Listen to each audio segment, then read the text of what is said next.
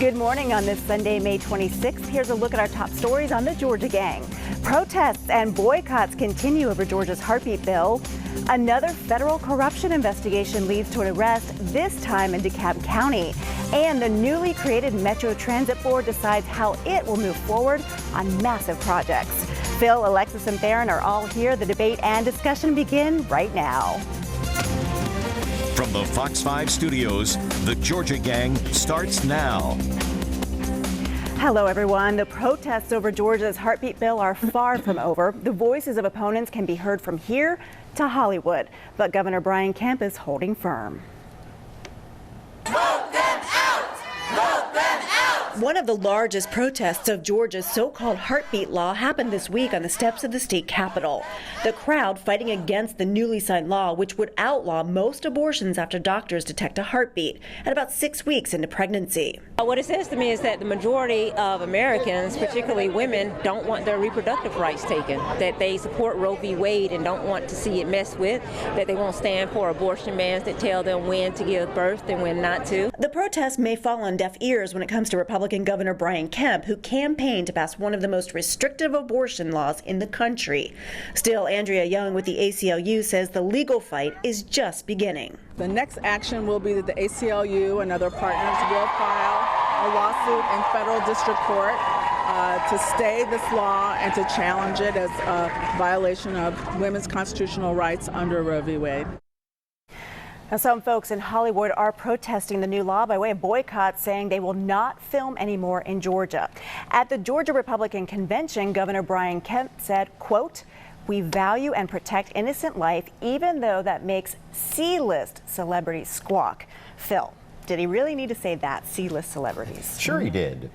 It's going to be a battle and a push and pull between Hollywood and the governor of Georgia for years to come. And there's a couple factors that I know we'll all want to discuss, but one is there's a lot of contractual obligations right now with the movie industry. Obviously, we have the most lucrative tax breaks in the country for the industry. It's been growing for years. However, I don't see Hollywood basically wanting to mess that up right now. There's a lot of infrastructure, production facilities. However, I think Georgia holds the cards for the short term. For the long term, though, Hollywood may hold the cards and could, if they want to continue this in the next few years, could pull out. I think this, though, and it goes back to the bill itself, the abortion heartbeat bill. If it's declared unconstitutional, then maybe that'll all go away. And that's what Ron Howard said, the director that we all know. He said, you know, if the courts do not uphold this law, he will stay in Georgia. Theron, your take on all of this? You know, I think Governor Kemp sort of anticipated that there would be pushback. I think his team probably advised him, hey, if you sign this bill, the people in the production and movie industry are going to not only stop doing business here, they're going to totally relocate.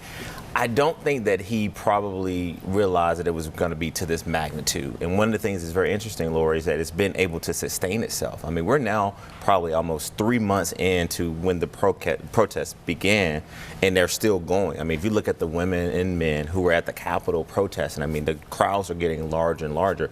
But I agree with Phil that I think that, look, some of the folks in the movie industry saying, hey, if it's deemed unconstitutional, we will probably hopefully stay or come back.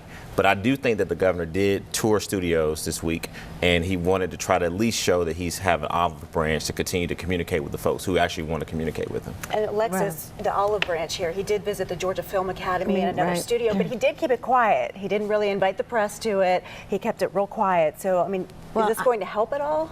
Well, it may help him politically, but I think if they don't, if the case is not found unconstitutional, then Hollywood will leave. And I think that the thing that's helping right now is that there's some of the people like Ron Howard and others are suggesting that they would stay and donate funds to fight the case, which is, we can thank Stacey Abrams for that, because that's what she suggested they do, not boycott. And because of the unions and everything else. So it's the thing that's going to happen, though, it's not just Hollywood, it's a lot of people in this state, and it's going to be a part of the 2020 election. Let's talk about that, Phil, because several women this past week have said that they're now going to run for office, challenging really Republican men in several different districts. Politically, we've talked about kind of the boycott and the business impacts, but politically, where are we on the issue? Well, yes, I think we all agree that that will be one of the issues in the 2020 elections here in Georgia and nationally. However, as we all know, too, the economy will trump everything, no pun intended, and it's a great Trump economy. And I think it will continue to do that. You notice the Democrats don't want to talk about the booming economy, the jobs in Georgia, the jobs nationally. Well, that's what the movie industry is. Come on. I understand, but I actually agree with you that you've got to be careful of the union workers. I think if you're going to have a fight, have it in Georgia and have it competitive. That's what our democratic system is all about, is to have different opinions and you fight it out of the ballot box. So I'm actually glad that there's no boycott by some of these leaders, but they want to fight it out here in Georgia. I think that the Republicans have a great case to make in the 2020 elections. You got the president who carried Georgia by 5 points. You got David Perdue. In jail by then. Well, that's ridiculous. And even Nancy Pelosi doesn't want to go there. So you're more to the left than Pelosi. Phil, or Theron, let me ask you this, because under Governor Nathan Deal, there was a protection of business interests, right? He vetoed religious freedom, the Delta tax break for jet fuel. He gave the okay. Do we have now a party in Georgia that has business interests at heart? Well, and that's exactly what I was going to say, Lori, is that, listen, Georgia, we have basically branded ourselves as the #1 state to do business. And Governor Deal, that was a part of his legacy. And I do think Governor Kemp wants to continue that legacy. But he's really sort of dug his heels in on, hey, I made this promise during the campaign, and all I'm doing is basically fulfilling that promise to the people who voted for me. But I do think that, honestly, there's got to be a pivot at some point, because half of the people voted against him. Right. and I think the pivot will be slow, but I do think what's very interesting to me is that we haven't really heard a lot from the business community on this in Georgia. Not just the Chamber of Commerce's, but key business leaders who always come together in the past with Governor Deal and Speaker Ralston and Lieutenant Governor Casey Cagle, former Lieutenant Governor Casey Cagle. We saw that with religious freedom. Yeah, so we used to see these folks kind of get in a room and come together. So I would hope that the governor and his team are having those conversations with the business community and explaining and forecasting how does this look as this continues to go on. Phil, I want to switch gears and I want to go back to the Republican convention because you were there in Savannah. David Schaefer, the newly crowned GOP chairman, your thoughts on that? Is he a uniter of the party? I think he will be a uniter. Everybody came together after that convention. He got 59% of the delegate votes. And Scott Johnson, who was from Cobb County, who was #2, immediately endorsed him. I think he's got several good qualities. Obviously, he was a longtime state senator, but just as important for the delegates in the party, he was a very successful executive director of the state Republican Party in the early 90s. He also is a very proven fundraiser. I have a lot of respect for the state Democratic Party because they knew how to micro-target. They raised a lot of money, as we know, last year. And so I think the Republican Party is better positioned under David Schaefer to work with the Trump campaign, the Perdue campaign that'll be working in the state. And I think you'll see a lot of money. It'll be a very big money in Georgia on both sides. But I think he's got the skill sets, David Schaefer does, to be a great chairman. And Alexis, what do you think about this strategy? The Republicans last week really embracing Trump and really making him a part of the strategy to win in 2020.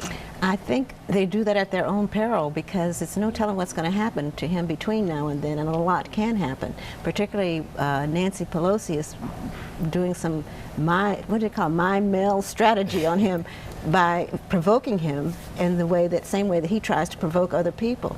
And it seems to be working because he keeps popping off with Will the Democrat Party have an electable nominee?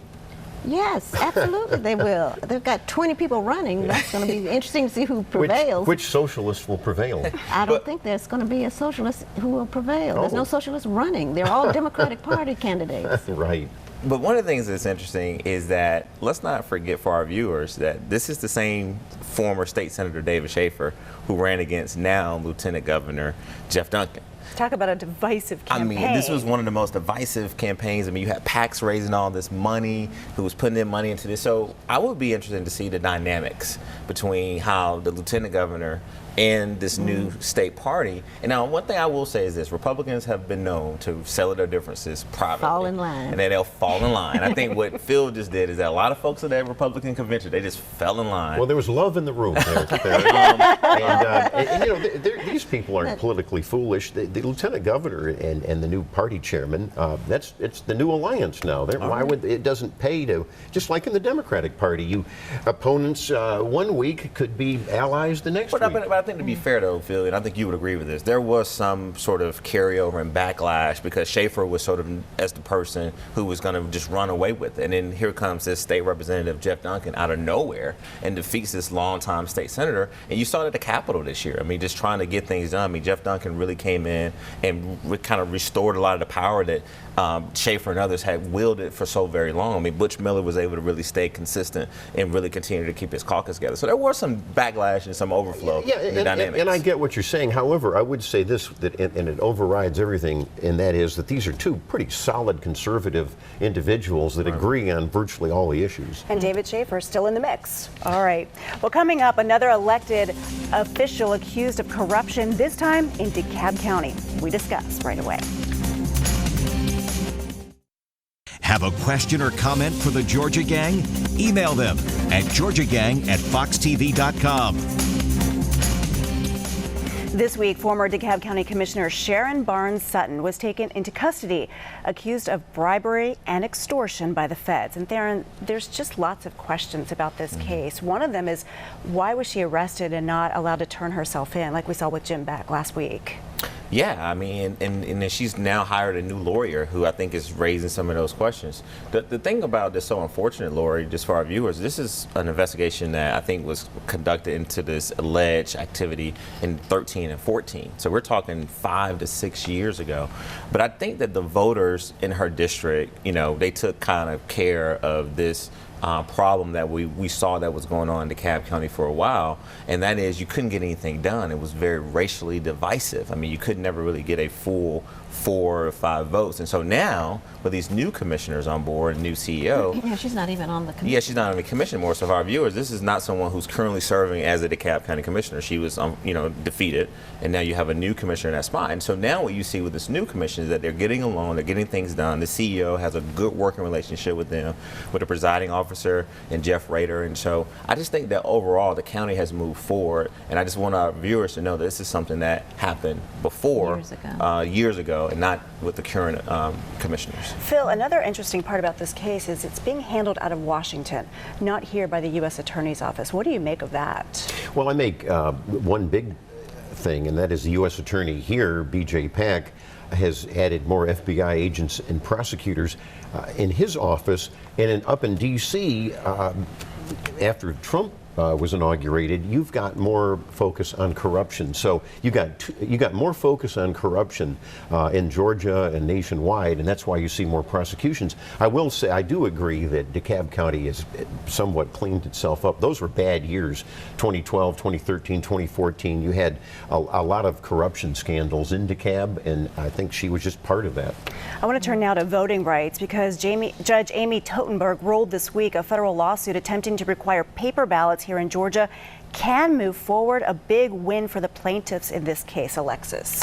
Yes, that's what they're trying to show, that it not only is it the voting machinery, but the way it's handled. And everybody is pretty much in agreement that they want to have a paper trail, paper ballot. And I think it's a good thing, and we'll see what happens. But, you know, the state has already committed to buying this new system, so we'll see what happens with that, because they say it's subject to being hacked and penetrated. And Phil, the big discussion here too is, you know, do you fill it in with the bubble or do you press buttons and get a paper trail?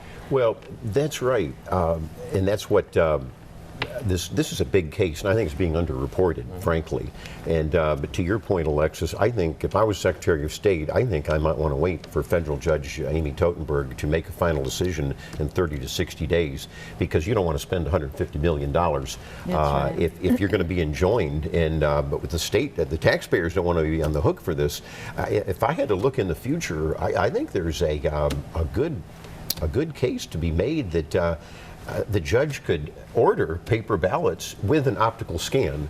That's the argument for the state of Georgia, and you'd have to put any new system on hold. Well, Theron, what do you make of this? Because could the state come back and say, look, we have a bill, a law now. We fixed a lot of these problems with voter registration. You know, you're not allowed to close polling places within a certain amount of time close to the election. So did the state help clean up some of these problems with that new law? Well, I think they did, but I think there's a lot of unresolved issues as well. And one of the things that we talked about on the Georgia Gang is that Judge Totenberg actually was looking and kind of hinting that she was going to make this ruling during the election, I think right before the election, but then I think it was very wise to say, hey, let's not interfere with this election. So was it a huge victory? Absolutely. I mean, for those Democrats and some Republicans around the state that do think we need a fair, secure election process, Democrats seem to be a little bit more in favor of the paper ballot, but it's all about what's going to be the most affordable and what's going to be the most secure. And so I think, to Phil's point, you know, the Secretary of State probably now wants to wait and really have some type of coordination or conversations about where this federal direction. Because the worst thing that happens is to put this new law and this burden on taxpayers, and we introduce this whole new system, and then a judge ruling comes down that we can't use it. And so I think there's a lot of unknown factors that are going to continue to come out. I mean, 2020 is just around the corner, so they've really got to act quickly. And we're going to have the presidential preference primaries coming up very soon. Well, there's a hearing on Friday, this past Friday, where the judge is probably going to make up her mind on what's going to happen. I would think, to your point, Lori, it'll be a quick decision. We already have optical scanners and paper ballots in place in the state if we had to use them. Okay, well, coming up, a major step for Metro Atlanta's newly created transit board. What projects will make the cut first? That's next. Join the discussion on the Georgia Gang Facebook page and watch past episodes on the Georgia Gang YouTube channel. Well, it appears we may not have a last-minute deal on the plan to give hurricane relief to Georgia farmers. Lawmakers in Washington were closer than ever, so we thought, yet again. Theron, it looks like there's a holdup and a stall, and maybe we're looking at June now. This is very disappointing. I mean, let's just take the partisanship out of it. I mean, these are farmers that need this relief funding now. And I would tell my fellow Democrats that they need to get in line, work with the Republicans. If it's all about how much money is going to go towards Puerto Rico, let's take out the wall out of the discussion. We got to get this done. And this is the #1 issue with Washington. A lot of folks send representatives to Washington to be an independent voice and to get things done. And I think that for these members of Congress who watch this show, that if you come home and you try to explain this to the people in the district, that you can't get your acts together and to basically figure out a bipartisan solution to this release that so many of our farmers need, then you may want to be really, really prepared to get some pushback in your upcoming election. And Phil, the Senate had this worked out. It goes to the House, and here we are. Yes, the Senate had it worked out. The wall was not a factor. The president compromised. He did. We wanted the Democrats to compromise on Puerto Rico. Senator Schumer, the Democrat, and the president, and I would have to give credit to our own senators, Johnny Isakson and David Perdue. They worked very hard to craft this. You heard me 2 weeks ago.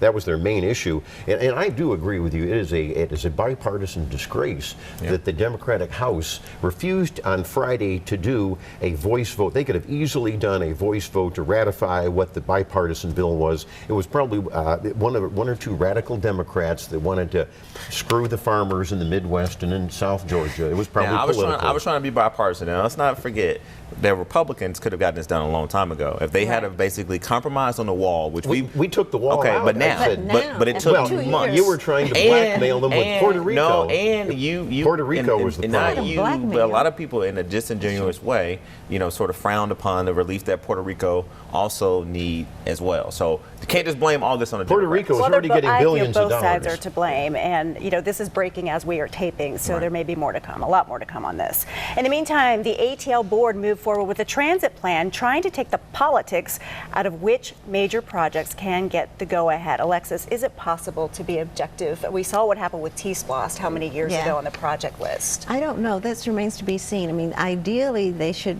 be able to. They came up with this criteria. Was it 14 different things they had to meet in order to rise to the point of being approved as a project to go on?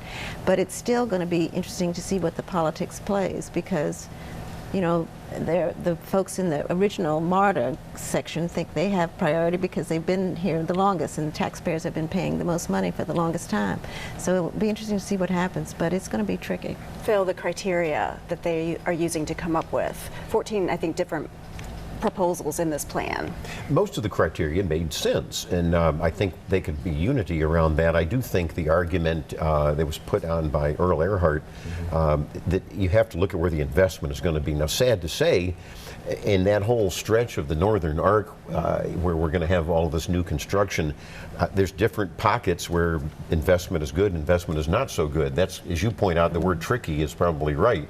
But I think we're off to a good start. We need to have regional planning. Yeah, but one of the things that in a bipartisan manner, you saw Michael Thurman, the CEO of DeKalb County, and Earl Earhart kind of come in, and he talked a lot about equity. He also talked about, and I just want to quote him, we face a lack of income mobility. And then you got poverty, high poverty areas that need this sort of transit. So you got the Republicans saying, hey, we need a return on investment, make sure the voters understand, but also you have the Democrat, and it's made up of, bipartisanship members saying, hey, let's not forget equity. Let's make sure that everything is equal, and that basically we're focused on people in some of these high impoverished areas to make sure they have the mobility options. That's hard to do. As you know, in Gwinnett County, that was a big problem.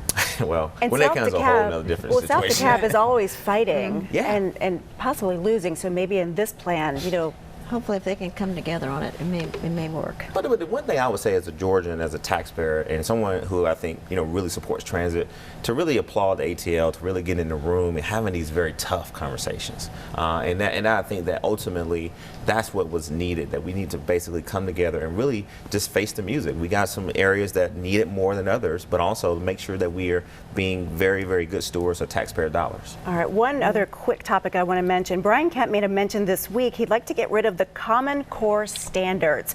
Now, we're all for standards, but to me, they have led to way too much standardized testing, too much pressure on teachers, too much pressure on students. As the mother of a second grader and a fifth grader, this is music to my ears. Phil? Well, I'm glad to hear you say that. I'm opposed to Common Core. I've always been opposed to unelected bureaucrats in D.C. trying to dictate to various states, and of course, some of it was liberal-oriented. I'm for. It was under the Bush administration that came up with no child and left Governor behind. Perdue was very involved. Yeah, and as I say, it was liberal-oriented. I don't change. Not all Republicans are conservatives, but that's the lesson. That is the lesson. That's the lesson we learn here. The point is that I want local control over local affairs, which you usually oppose. And I think basically we're on the right path, Lori. I'm with you. Amen. All right. Well, coming up next, we'll have winners and losers. Stay tuned.